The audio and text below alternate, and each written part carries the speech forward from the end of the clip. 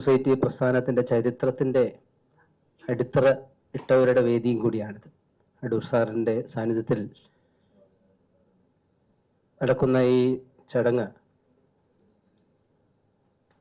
കേരളത്തിൽ സൃഷ്ടിക്കപ്പെട്ടിട്ടുള്ള സിനിമയുമായി ബന്ധപ്പെട്ട എല്ലാ നന്മകളുടെയും അടിത്തറ ഒരുക്കുന്നതിൽ ഈ ഫിലിം സൊസൈറ്റി പ്രസ്ഥാനം വഹിച്ച പങ്ക് നിസ്സാരമല്ല. അതിൻ്റെ ആ ശക്തമായ അടിത്തറയിലാണ് ഒരുപാട് കാര്യങ്ങൾ ഇവിടെ സൃഷ്ടിക്കപ്പെട്ടത് പുതുതായിട്ട്. അങ്ങനെ ചരിത്ര പ്രാധാന്യമുള്ള ഒരു വേദി, അതിൻ്റെ ഓർമ്മപ്പെടുത്തലും കൂടി ഇവിടെ നടക്കുന്നുണ്ട്. അടൂർ സാറിൻ്റെ കാലത്തെ ചിത്രലേഖയുടെ ചരിത്രം, ചിത്രലേഖയിലും തോമസ് സാറിൻ്റെ പ്രവർത്തനം ആരംഭിക്കുന്നു. 80 വയസ്സ്, അത് 80 വയസ്സ് പൂർത്തിയാകുന്ന ജൂലൈയിലാണ് സാറിൻ്റെ ഒരു കാലം നിശ്ചയിച്ചിരിക്കുന്നത്. എന്തായാലും 80ാമത്തെ വയസ്സിലേക്ക് സാറ് പ്രവേശിച്ചിട്ടുണ്ട്. സാറിൻ്റെ പ്രായത്തെക്കുറിച്ച് ഒക്കെ പല സൂചനകളും പ്രവർത്തനത്തിൻ്റെ നിർദ്ദേശങ്ങളൊക്കെ വെച്ചിട്ടുണ്ട്. ഇപ്പൊ ബാനറിന്റെ അനുഭവത്തിൽ നിന്ന് അത് കൃത്യമായി മനസ്സിലായ ഒരു സംഗതി, സംസാരിക്കേണ്ടുന്ന സന്ദർഭങ്ങൾ വരും ബാനറിന്റെ പരിപാടികളിലൊക്കെ. സാറ് സംസാരിക്കുന്നതിൻ്റെ രീതികളെ കുറിച്ച് ഡോക്യുമെന്ററിയിൽ പലരും സാറിന്റെ രീതികളൊക്കെ അവതരിപ്പിക്കുന്നുണ്ട്. പക്ഷേ ഈ കുറച്ചു കാലമായി സാറ് കാര്യങ്ങൾ അവതരിപ്പിക്കുന്നത് ചില കുറിപ്പുകൾ തയ്യാറാക്കിയിട്ടാണ്.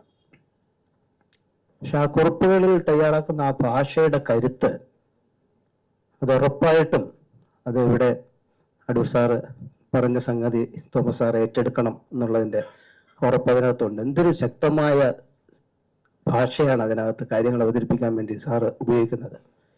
ഇതുപോലുള്ള ഭാഷ കൈവശമുള്ള ഒരാള് എഴുതാതിരിക്കുന്നത് വലിയ നഷ്ടമാണ്. അത് ഈ വേദിയിൽ വെച്ച് അടൂർ സാർ പറഞ്ഞതിന് ഒന്നുകൂടി അടിവരയിട്ട് ഞാനും പറയാം. കാരണം സാറിനോടൊപ്പം കഴിഞ്ഞ 20 വർഷമായി കൂടെ സഞ്ചരിക്കാൻ പറ്റുന്ന ഒരാളാണ്. ബാനറിന്റെ പ്രവർത്തനത്തിനും 21 വർഷം കഴിഞ്ഞു. ഈ കാലത്തെല്ലാം സാറിന്റെ ഈ അനുഭവങ്ങൾ, അത് കേരളം സൃഷ്ടിച്ചെടുത്ത അനുഭവങ്ങളാണ്. അത് സാറിന്റെ വ്യക്തിപരമായ സംഗതിയല്ല. ഒരു കൂട്ടായ്മയിൽ ഉരുത്തിരിഞ്ഞു വരുന്ന ആ കരുത്ത്, അത് നമ്മളിലേക്ക് ഇങ്ങനെ പകർന്നു തരാൻ ഒരു തടസ്സവും ഇല്ലാത്തൊരു മനുഷ്യൻ, ആ മനുഷ്യനോടൊപ്പം സഞ്ചരിച്ചു കഴിഞ്ഞാൽ സൃഷ്ടിക്കാവുന്ന ഒരുപാട് കാര്യങ്ങളിലൊന്നാണ് ബാനറിന്റെ പ്രവർത്തനം. അത് ഓരോരുത്തർക്കും അവരുടേതായ അനുഭവങ്ങളുണ്ട്. അപ്പോൾ ആ മേഖലയിലുള്ള പ്രവർത്തനങ്ങളിൽ ഒരു ഇപ്പോഴത്തെ ഒരു സഹകാരി എന്ന നിലയിൽ എൻ്റെ അനുഭവം ഇതാണ്. അപ്പം അതുകൊണ്ട് ഉറപ്പായിട്ടും തോമസ് സാറിനെ പോലുള്ള ആളുകൾ ശരിക്കും കേവലം വ്യക്തികളല്ല. അടൂർ സാർ എന്ന് പറഞ്ഞു കഴിഞ്ഞാൽ കേരളം ഒരു വ്യക്തിയല്ല, അത് കേരളത്തിൻ്റെ ചരിത്രപരമായ സംഭാവനകളാണ്, സാമൂഹ്യമായ അസറ്റാണത്, ആ സാമൂഹ്യമായ ഒരു സൃഷ്ടിയാണ്. അത് സമൂഹം ഏറ്റെടുക്കണം. അതിന് ആദരവോടുകൂടി ഏറ്റെടുക്കുക, സംരക്ഷിക്കുക, അതിനെ വളർത്തിയെടുക്കുക, കൈമാറുക എന്ന് പറയുന്ന ഒരു പ്രക്രിയക്കകത്ത് എന്തുകൊണ്ടോ പല തടസ്സങ്ങൾ വരുന്നുണ്ട്. അതുകൊണ്ടാണ് നിരൂപണത്തിന്റെ രീതികളെ കുറിച്ച് ഇവിടെ പലരും സംസാരിച്ചപ്പോൾ നമ്മുടെ സമൂഹം നമ്മളൊക്കെ ആഗ്രഹിക്കുന്ന ആ അളവിലേക്കുള്ള ഒരു സാംസ്കാരിക വളർച്ചയ്ക്ക് പല തടസ്സങ്ങളുണ്ട്. അതുകൊണ്ടാണ് ഇതേപോലുള്ള നന്മകളെ അതിനനുസൃതമായി വളർന്നു വികസിക്കാൻ പറ്റാത്തതെന്നാണ് ഞാൻ മനസ്സിലാക്കുന്നത്.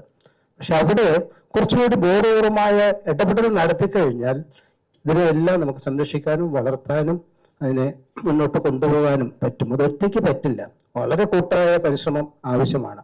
അതുകൊണ്ട് ഇത്തരം പ്രവർത്തനങ്ങളിൽ ഓരോരുത്തരുടെയും അറിവുകളെ അത് കൂട്ടായ ഒരു പരിശ്രമത്തിന്റെ ഭാഗത്തേക്ക് ഓരോരുത്തരും തയ്യാറായി വരികയാണെങ്കിൽ ഉറപ്പായിട്ടും ഇവര് ഭാഗത്തുന്ന ആ അടിത്തറയ്ക്ക് കൃത്യമായ വളർച്ച നമ്മുടെ സമൂഹത്തിൽ സൃഷ്ടിച്ചെടുക്കാൻ പറ്റും. അത് ഈ കാലഘട്ടം കൂടി ആവശ്യപ്പെടുന്നതാണ് എന്നുള്ള ഒരു മനസ്സിലാക്കലാണ് വ്യക്തിപരമായി എനിക്കുള്ളത്.